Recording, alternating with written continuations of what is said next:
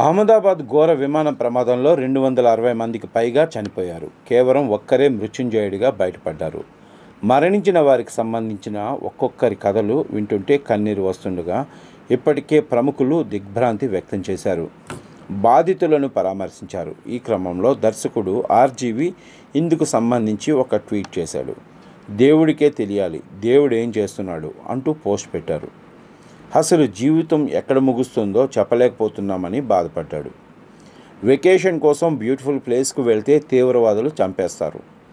Trophy గెలిచామని celebrate చేసుకునేందుకు వెళ్తే తొక్కిసలాటలో చనిపోతాం. ఎన్నో ఆశలతో ఫ్లైట్ ఎక్కితే క్రాష్ అయిపోయి జీవితం ముగుస్తుంది. హాస్టల్లో అన్నం తింటుంటే నీపై ప్లేన్ కుప్పకూలి ప్రాణం పోతుంది అంటూ ఈ మధ్య దేశంలో జరిగిన దుర్ఘటనల గురించి ప్రస్తావిస్తూ ఎమోషనల్ అయిపోయాడు. కాగా ఆర్జీవి కూడా దేవుడి గురించి మాట్లాడుతున్నాడంటే ఈ విమాన ప్రమాదం ఎంత బాధ పెట్టిందో అని కొందరు నెటిజన్లు కామెంట్ చేస్తుంటే నిజంగానే లైఫ్ అన్ప్రెడిక్టబుల్ అని కొందరు అభిప్రాయపడుతున్నారు. నువ్వు కూడా కాపీ కంటెంట్ పోస్ట్ చేస్తున్నావా అని ఇంకొందరు ఆర్జీవిని విమర్శించే పనిలో పడ్డారు.